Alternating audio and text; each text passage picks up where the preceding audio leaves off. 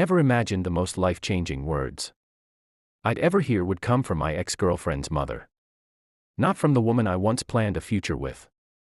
Not from a therapist. Not from my own family. They came from a woman who looked me straight in the eyes, smiled through tears, and quietly said, "If you're still willing, I'd like to be the one to ask you this time." For a moment, I couldn't breathe. If you had told me 2 years earlier that I'd fall in love with my ex's mother, I would have called you insane. Not because she wasn't an incredible woman, but because life simply doesn't work that way. Or so I believed. Back then, my world revolved around Emily. We met during my first year working at a marketing firm in Chicago. She was funny, ambitious, and the kind of person who could make an entire room laugh within minutes. For nearly 3 years, I believed we'd spend our lives together. Then one ordinary Tuesday, she told me she had accepted a job in Seattle. "I think we've grown apart," she said gently. There was no screaming. No betrayal. No cheating. Just two people walking away from something that no longer fit. I wished her happiness. She wished me the same. And that was the end. Or at least I thought it was. A month later, I received a phone call from her mother, Linda. I almost didn't answer. Why would my ex's mom be calling me? Her voice sounded exhausted. "I'm sorry to bother you," she said.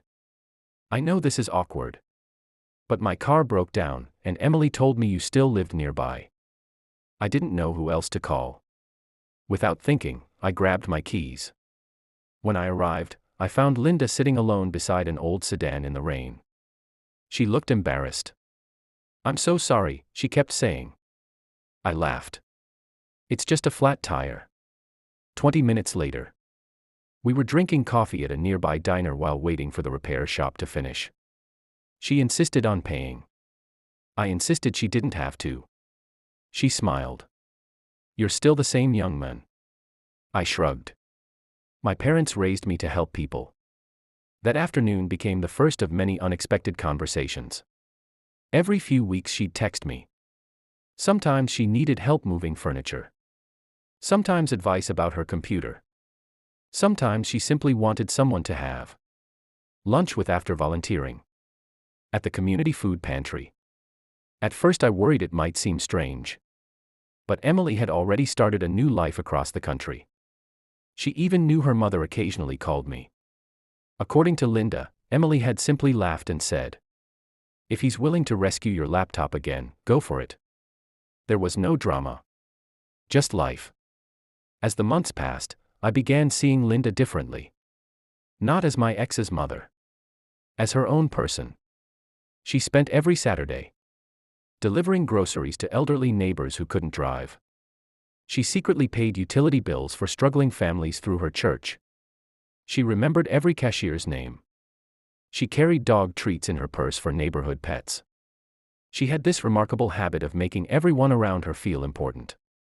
One afternoon we visited the food pantry together. An elderly veteran came in wearing worn-out shoes held together with tape. Linda disappeared for 20 minutes. When she returned, she was carrying a brand new pair of boots.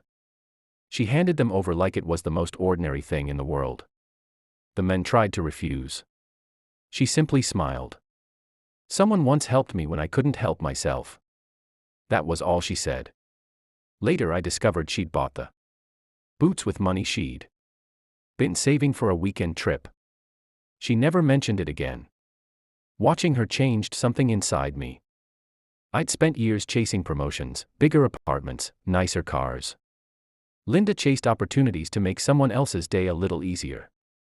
Somehow, she seemed far richer than anyone I knew.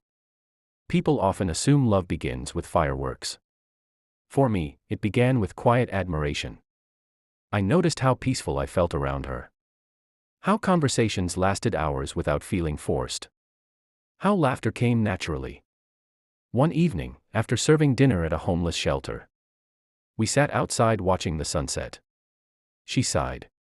"I miss having someone to share ordinary moments with." I looked at her. "So do I." Neither of us spoke after that. We didn't need to. A few weeks later I realized something terrifying. I wasn't just grateful for her friendship. I was falling in love. I fought the feeling. It felt impossible. Wrong. Complicated. I stopped answering her messages for nearly 2 weeks. Eventually she showed up at my apartment carrying homemade chicken soup. "You've been avoiding me." I couldn't lie. "I think I've crossed a line." She stayed quiet. "What line?" "I care about you." She looked down at the container in her hands. "So do I." "No," I whispered. "I mean. I know what you mean." Silence filled the room. Then she smiled sadly. "I've been trying not to admit it either. Neither of us celebrated. Neither of us rushed into anything. Instead, we spent months asking difficult questions. Would people judge us? Absolutely. Would Emily feel hurt? We needed to know. Linda called her daughter first. The conversation lasted over an hour. When she finally hung up, tears filled her eyes. I feared the worst. Instead, she laughed. "Emily said she hasn't seen me this happy since her father died." I blinked. "Really?" She told me life's too short to let fear decide everything. That blessing removed the biggest obstacle between us. Still, strangers had opinions. Some called it inappropriate. Others whispered whenever we walked into restaurants. A few friends disappeared completely. But something surprising happened too. Many people looked beyond appearances. They saw two lonely adults who had found genuine companionship. One neighbor told us, "I've never seen either of you smile this much." Months turned into a year. Our relationship wasn't built on excitement. It was built on trust. We cooked together. Volunteered together. Argued over crossword puzzles. Adopted an older rescue dog nobody else wanted. Every anniversary, instead of buying expensive gifts, we chose a struggling family and paid for their holiday groceries anonymously. Those became our favorite memories. Then everything changed again. Linda collapsed while organizing donations at the pantry. The diagnosis was frightening. A serious heart condition. Surgery offered hope, but recovery would be long. During those weeks in the hospital, I barely left her side. I brushed her hair. Read novels aloud. Helped nurses whenever I could. One night she woke up and found me asleep in the chair beside her bed. She squeezed my hand. "You should go home." "I am home." She cried. I cried too. After surgery, recovery was slow. Some days she couldn't walk across the room without stopping. She became frustrated. "I hate needing help." I smiled. "Then let me borrow your strength until yours comes back." For months we celebrated tiny victories. Walking to the mailbox. Cooking breakfast together. Climbing one flight of stairs. Every small step felt enormous. Watching her fight reminded me that courage rarely looks dramatic. Sometimes courage is simply getting out of bed despite fear. Nearly a year after surgery, we returned to the same diner where we'd shared coffee after her flat tire.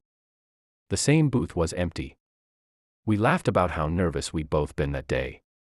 Then Linda reached into her purse. She pulled out a small velvet box. I stared. She took a shaky breath. "You've spent your whole life putting everyone else first." I opened my mouth, but no words came. "You never asked for recognition." She smiled through happy tears. "You loved me when I felt invisible." People around us began noticing. Someone quietly stopped eating. Another couple smiled. Linda slid the box across the table. "I've waited long enough." She laughed softly. "So." She wiped away a tear. "If you're still willing. I'd like to be the one to ask you this time."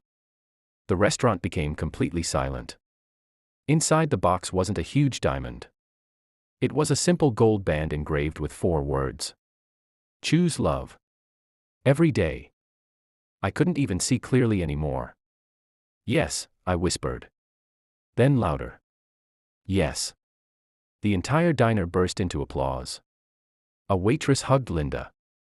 The mechanic who had fixed her flat tire years Earlier happened to be eating lunch there that afternoon. He recognized us instantly. I knew something good would come from that rainy day, he joked. We were married 6 months later in a small garden surrounded by family. Neighbors, volunteers from the food pantry, and people whose lives Linda had quietly touched over the years. Instead of wedding favors, we donated meals to local families in every guest's name. Emily flew in from Seattle. She hugged both of us. I've never seen Mom this alive, she whispered. Years have passed since then. People still ask whether our story was awkward, complicated, unusual. They're right. It was all of those things. But it's also proof that love doesn't always arrive the way we expect. Sometimes it grows from simple acts of kindness. From changing a tire in the rain. From sharing coffee with someone who feels alone. From choosing compassion over appearances. I didn't fall in love with my ex's mother because she was connected to my past. I fell in love because she showed me the kind of person I wanted to become. She taught me that the richest life isn't measured by what we collect but by what we give away. And every morning, when I wake beside the woman who once turned my world upside down by proposing to me first, I'm reminded that the greatest surprises often begin with one ordinary decision to help another human being without expecting anything in return.